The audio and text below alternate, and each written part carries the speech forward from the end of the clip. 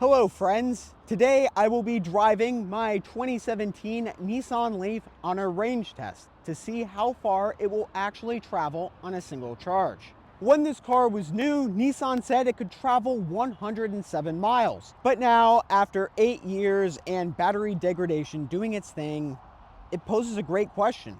Can this car actually travel 107 miles 8 years later? Or will it be able to even go 50 miles? And today we are going to find out just how far this original Nissan Leaf can still travel.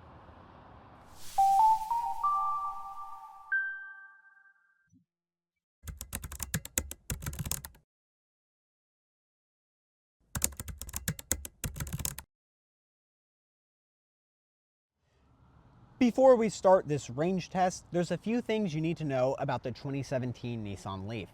When this car was new, it had an EPA range of 107 miles. This car also, when new, had a battery capacity of 28 kilowatt hours usable or 30 kilowatt hours total. And what that means is when you charge the car to 100%, you were only charging up to that 28 kilowatt hour mark because most battery packs have a buffer in them to preserve the state of health over a long period. But this Nissan Leaf has a degraded battery pack, and one thing to know with lithium-ion batteries is that every battery will degrade over time. Right now, we are looking at about 21 kilowatt hours of usable energy in this car's battery pack. But there's more we can learn by looking at the gauge cluster. So starting off, we can see our battery state of charge right there, 100%. And you can second that with this little battery gauge right here. Now, off to the right is our battery state of health meter. As you can see, we have 9 out of the original 12 battery bars remaining, so we're looking at about 25% degradation. Below here, we have our range estimate, 86 miles. Now, the Nissan Leaf's range estimate isn't based off the EPA or anything like that. So if you drive nicely, the next time you charge up, your range estimate will be greater. And if you drive worse, then your range estimate will also reflect that. So I've driven relatively nicely in the past, and I'm looking at about 86 miles. Now, if we go into eco mode right here, then our range jumps to 90 miles. Now, here's the other thing. So I just took off eco mode. Now, if we turn on the air conditioner right here, then our range goes down to 78 miles. So as you can see, this isn't really coded that well. So if I go to max AC, it's still 78 miles. So this isn't really dependent on the fan speed or anything like that. But on this drive, I'm going to keep the car in eco mode and be very sparing on my AC usage. With all that technical information out of the way, let's get rolling. We are off to a roll, literally, because that's as fast as the Nissan Leaf can drive. But before I go too far, I'm actually going to drive right over to our HQ where we have an air compressor because the right front tire on this car is leaking air, so we better get its PSI beefed up for our range test so we don't have any additional rolling resistance losses. We'll get back in a sec. All right, so the tires have been aired up to 40 PSI. Nissan recommends 36, but I just threw in a little bit more air to reduce our rolling resistance. And now we will be driving home. I live around 25 miles away from the office, so I will be driving on the highway at about 55 miles per hour. I'll get to some of our testing protocols tomorrow when I drive back to work, but for all intents and purposes, we will be driving home and keeping our maximum speed at around 55 miles per hour because that tends to be the optimal speed to drive your electric car. So I'm really excited to see how far and what our efficiency is going to be. Back home, and now we are at 68% state of charge, and we traveled 29.1 miles. But I am determined to get up to as close as I can to 100 miles in this current range test. So I'm really excited, and I will catch you tomorrow with talks of aerodynamics, drag coefficients, and all that fun stuff. All right, it is now day 2 of the EV range test with the Nissan Leaf. And right now we have 68 miles remaining and we traveled 29 miles. Based on these numbers, this implies that we could get 97 miles on a single charge, which is a really good sign. With internal combustion engine cars, you typically want to drive at a higher speed and set the cruise control on, and that usually gets you your best fuel efficiency. Now, this doesn't refer to hybrids, this is just for regular gas-powered cars. But it's important to note that electric cars are very different. So electric cars are typically more efficient in city driving. And why is that?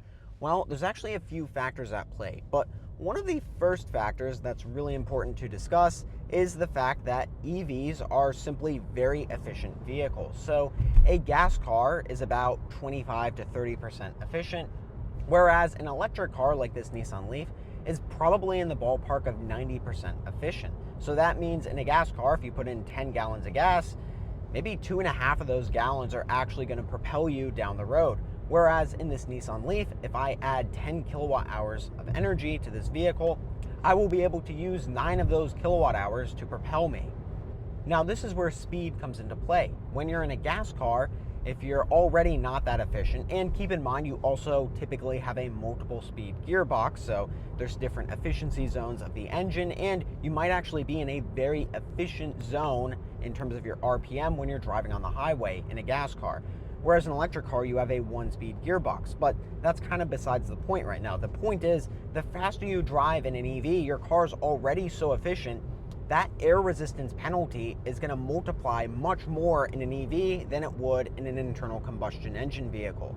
And the kicker here is that the relationship between your speed and drag force is not linear. So if you double your speed, you will actually quadruple your aerodynamic drag. So the faster you drive in an EV, not only do the electric motors need to work harder to keep you at that constant speed, but you're also fighting disproportionately more air resistance to push you along. So the faster your car goes, the more and more energy you need to spend. And therefore, a lot of sources have kind of reported that 55, usually between 50 and 60 miles per hour is the optimal speed to drive your EV. And then on the topic of range and energy consumption, I don't have the AC turned on, and a lot of people say, hey, why don't you just roll down the window? That way you can get fresh air inside the cabin without having to spend the energy to get the AC up and running. Well, there's actually a few points on that. The first one is, if you roll down your window, you're murdering your drag coefficient. You are severely impeding airflow around the silhouette of your car. So unless you're driving at really low speeds, there's no benefit to having your windows down. In fact, it's actually very, very negative to your EV range. The second thing is, AC consumption doesn't have a crazy effect on your EV range because it's really dependent on a lot of factors. If it's 120 degrees outside, it's sweltering, and you have your AC on a very high setting, you're going to be using a lot of energy because the temperature differential between the cabin and the outside is going to be pretty massive. But on a day like today, it's 65 degrees outside, it's really not going to be using a lot of energy to keep my cabin at, say, I don't know, 68 degrees. Yes, I will be using the heater, but the temperature differential is going to be very, very small. And ACs tend to use the most of their energy just getting your car to that specified temperature. So usually if you have your AC set to auto, you'll notice that when you get in the car, it's going to be blasting for a few minutes. And then once the car's down to the specified temperature, your AC will be consuming much less energy.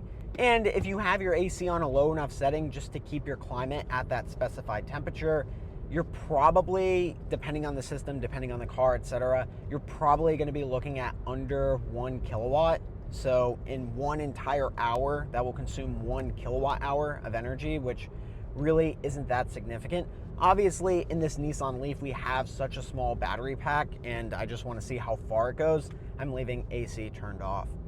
Regardless, I realize this was a lot of rambling, so I'll get back to you in a bit.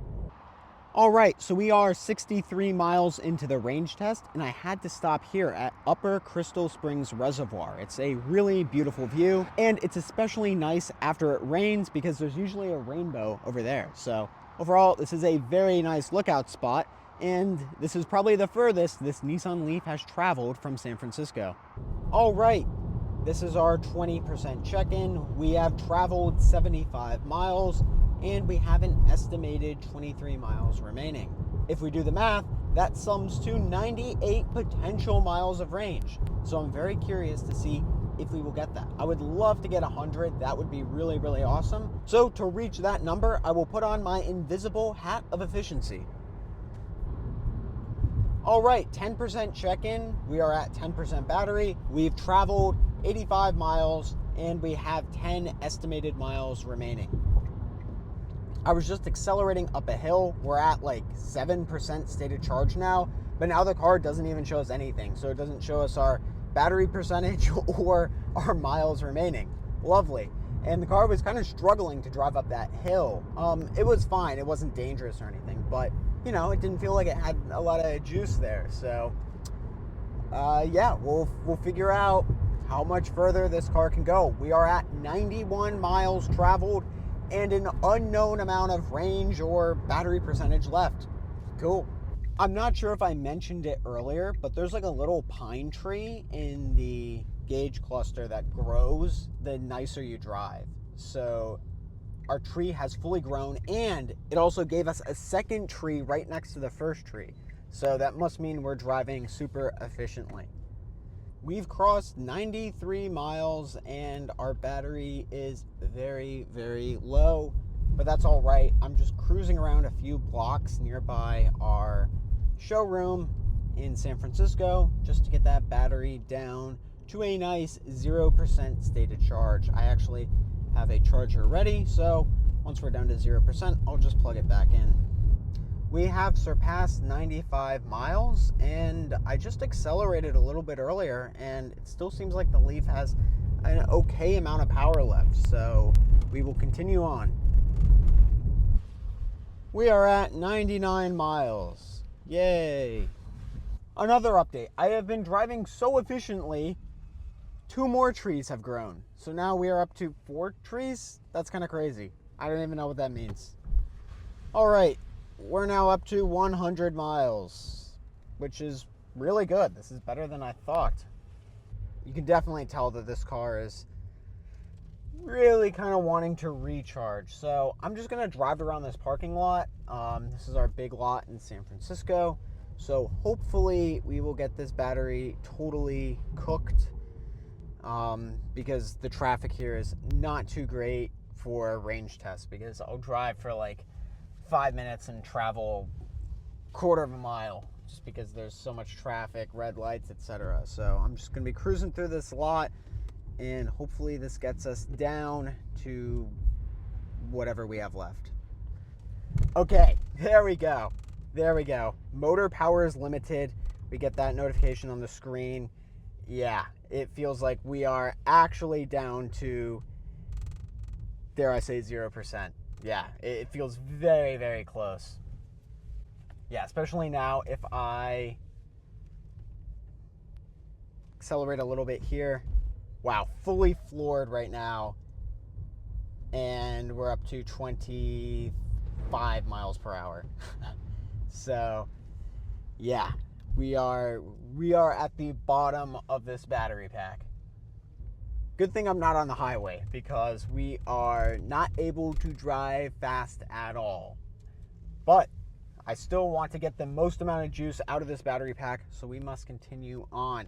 We are up to 101.2 miles. So, slight update, the car just put itself into neutral, and we have a battery sign that just popped up on the dash. I will push this car over to the back of the parking lot, and then we can plug it in and then, yeah, record the miles. But right now, we have driven 101.5 miles, so that is really cool. So, we went 101.5 miles. I'm currently pushing the car back to our filming spot, and then we'll plug it in. So, here we go. All right, we have pushed the Nissan Leaf back to the original spot. Sir. There we go. Doesn't weigh anything. And that concludes our Nissan Leaf range test. We got 101.5 miles on a full charge with really nice driving. We really didn't exceed 55 miles per hour unless we had to when it came time to merge or just keep up with a safe flow of traffic. But we drove very nicely, no air conditioning, and we got 101.5 miles. Since this car does have 25% battery degradation, we could assume this vehicle could travel even further when brand new, perhaps around 135 miles with our similar driving. But as you know, if you do drive faster, use the air conditioning and just treat this more like a normal vehicle and not a vehicle that you want to squeeze every last ounce of efficiency out of, you're probably looking more like 60 to 65 miles. I would like to do another range test with this car with normal driving in the future just to see what it would get. But still, I gotta say, I'm really impressed with how far this Nissan Leaf was able to travel. This is an 8-year-old EV with a degraded battery, and we were still able to get over 100 miles on a single charge. And the other cool thing is this GMC Sierra is actually powering the Nissan Leaf. And the great thing about this is this GMC Sierra EV's battery pack is about 10 times the usable capacity as this Nissan Leaf's. So talk about some crazy EV evolution. EVs used to be cars that you would drive around your city, mainly for like professors at liberal arts schools, and now you have 400+ mile range electric pickup trucks like this GMC. Pretty cool. If you enjoyed today's video, please donate enough money to YMCA so they engrave your name in a brick. But then when they ask for your spelling, say it's Evercars Official. Or you can just hit the subscribe button. Thanks for watching.